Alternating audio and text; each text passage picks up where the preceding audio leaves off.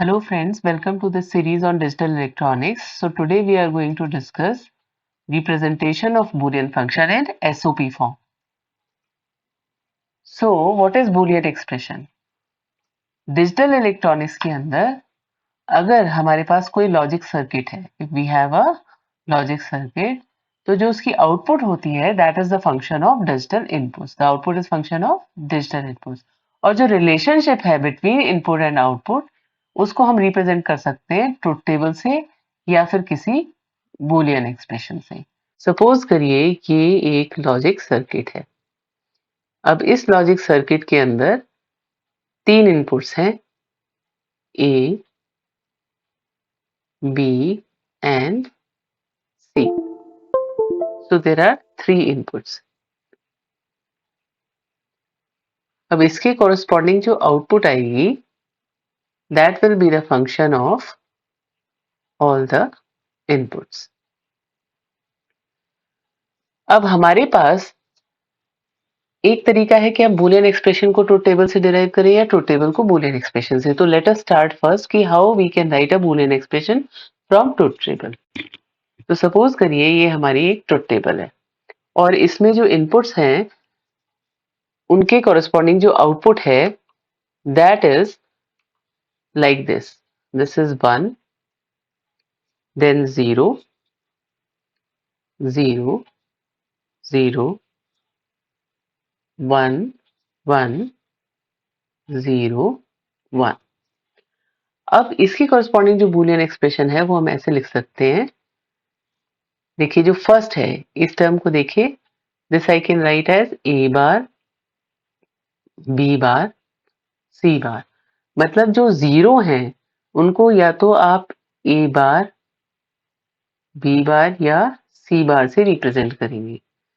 अब जो second term है जो हाई है दिस वन, इसको हम लिखेंगे as a, B bar, C bar. तो जो वन है वो या तो ए होगा या बी या सी। मतलब जीरो को हमें कॉम्प्लीमेंटेड फॉर्म में लिखना है और वन को हमें अनकॉम्प्लीमेंटेड फॉर्म में लिखना है। अब जो थर्ड टर्म है वो ये है, इसको हम ऐसे लिख सकते हैं ए, बी बार, सी। और जो फोर्थ टर्म है उसको हम लिखेंगे ए, बी, सी। अब इसके अंदर देखिए ये वाली जो टर्म है this is product term. Product term कैसे है ये? क्योंकि बेसिकली हमने लिखा ऐसे है but this is A dot B dot C. ऐसे ही ये भी यहां पर भी डॉट लगा देते हैं। तो ये भी प्रोडक्ट टर्म है सेकेंड वाली, this is also a product term, then this is also a product term और ये भी प्रोडक्ट टर्म है। तो आप देखें कि इसमें क्या हुआ है, हमने सारी प्रोडक्ट टर्म्स को सम किया है। तो इसलिए ऐसे बूलियन एक्सप्रेशन को हम बोलते हैं एसओपी फॉर्म। एसओपी का मतलब है sum of product. So this is sum of products. This is SOP form. Now let us consider a Boolean expression. Here what we see is that we have two terms and both these terms contain both the variables. ये term है इसके अंदर ए भी है, इसके अंदर भी ए भी है। ऐसी टर्म को हम, ऐसे बूलियन एक्सप्रेशन को हम कहते हैं ये स्टैंडर्ड फॉर्म है। This is the standard form और कैनोनिकल फॉर्म। Canonical form. अब इस फॉर्म में क्या होता है कि हमें अगर बूलियन एक्सप्रेशन से ट्रुथ टेबल बनानी है तो हम ऐसे बना सकते हैं। इसी एग्जांपल को कंसिडर करते हैं, A B is input and Y is output. तो ये दो वेरिएबल्स है इसलिए हमारे पास 4 पॉसिबल कॉम्बिनेशंस होंगी, 1 0 एंड 1 1। Now here if you see the first term A B, तो ए बी का मतलब है A is 1 and B is 1, तो ये यहां पर हम 1 लगाएंगे। सेकंड में है a is 1 and b is 0, यहां पर 1 लगाएंगे और बाकी दोनों 0 होंगे। So this is how we can write draw a truth table from a Boolean expression. एक और एग्जांपल कंसिडर करते हैं। Now this is the Boolean expression in SOP form. So here what we see is कि जो आपका first example था उसमें भी सम ऑफ प्रोडक्ट्स था। ये जो टर्म्स थी ये प्रोडक्ट टर्म्स थी और इनका हमने सम लिया था और यहाँ भी सम ऑफ प्रोडक्ट है, लेकिन फर्क क्या है कि हर टर्म में सारे वेरिएबल्स नहीं है, इसलिए इसे हम नॉन कैनोनिकल फॉर्म कहते हैं, नॉन कैनोनिकल फॉर्म। तो अब हमें क्या करना है, अगर हमें इससे ट्रुथ टेबल बनानी है तो हमें इसे कन्वर्ट करना पड़ेगा कैनोनिकल फॉर्म में। So what we have to do, we have to convert to canonical form. Canonical form में कन्वर्ट करने के लिए हम क्या करते हैं कि ये जो हमारी राइट हैंड साइड है इस एक्सप्रेशन की, इसमें हम ये देखते हैं कि हर टर्म में कौन सा वेरिएबल एब्सेंट है। तो फर्स्ट टर्म में आप देखिए बी और सी नहीं है, so we will multiply here by B plus B bar and C plus C bar, क्योंकि हमें पता है कि ये जो होता है this is 1 and this is also 1, तो इससे कोई फर्क नहीं पड़ेगा मल्टीप्लाई करने से। सिमिलरली यहाँ पर जो सेकेंड टर्म है उसको हम मल्टीप्लाई करेंगे a प्लस ए बार से, और जो थर्ड टर्म है उसको हम मल्टीप्लाई करेंगे c प्लस सी बार से। अब हम इसे सॉल्व करते हैं, we will open the brackets, so what we will get, इनको आप मल्टीप्लाई करके लिखेंगे तो हमारे पास टर्म्स आएंगी A B C plus A B C bar plus A B bar C plus A B bar C bar plus A B bar C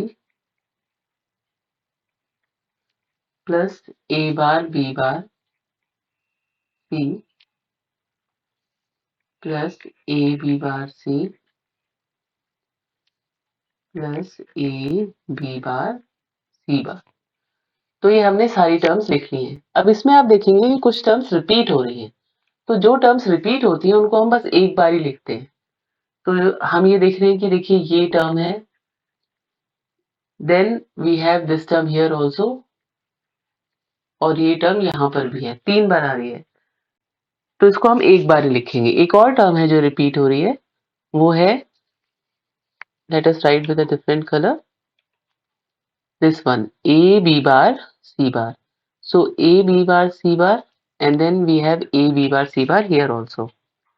तो हम क्या करेंगे, अब इसको दोबारा से लिखते हैं A B C plus A B C bar, और ये टर्म बस एक बार ही आएगी A B bar C, and then next term also will come one time only like this, then A bar B bar सी।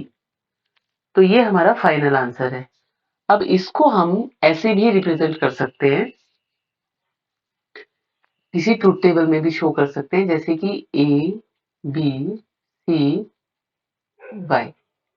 अब हमें पता है कि अगर 3 वेरिएबल्स हैं तो 8 पॉसिबल कॉम्बिनेशंस होंगे, 0 0 0 0 0 1 0 1 0 0 1 1 1 0 0 1 0 1 1 1 0 एंड 1 1 1। अब इसमें देखिए हम इसको कैसे एंटर करेंगे। फर्स्ट टर्म लेते हैं A B C. A B सी का मतलब है a is 1, b is 1, c is 1, so we will write 1 in front of this। Next term लेते हैं ए बी सी बार।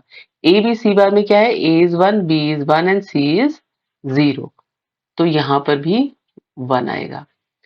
उसके बाद है A B bar C, that means 1 0 1, so we will have a 1 here also।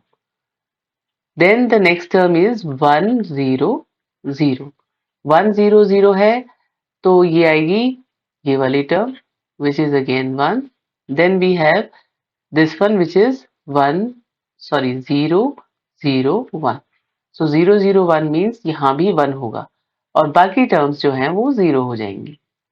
So this is how we can draw a truth table from a Boolean expression। So now we come to min terms।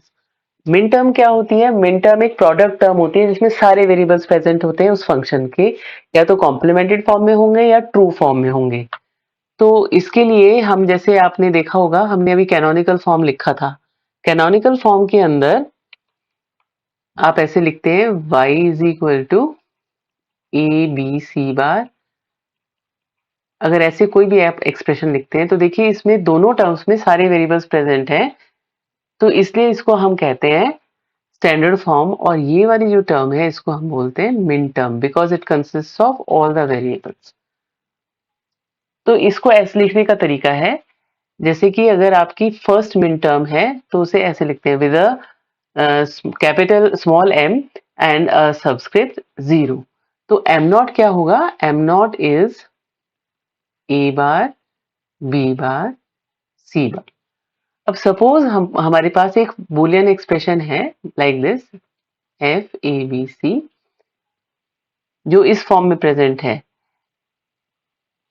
a bar b c bar plus a b bar c bar plus a b c bar plus a b c। अब इसको हम कैसे लिख सकते हैं? देखिए, a bar b c बार का मतलब है 0 1 0। सो 0 1 0 क्या है? 0 1 0 is this term which is m2. Then here it is a b bar c bar. Now a b bar c bar is m4, because this is 1 0 0, so this is m4. So we can write m4 here.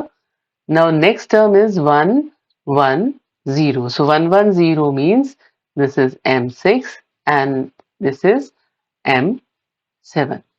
तो हमारा जो expression है SOP form में, उसको हम ऐसे भी लिख सकते हैं, this is m2 plus m4 plus m6 plus m7, या इसे ऐसे भी लिखा जा सकता है समेशन m2 4 6 7। तो एसओपी फॉर्म के लिए आज बस इतना ही। Thank you so much for watching. Please like, share and subscribe my channel. Thank you so much.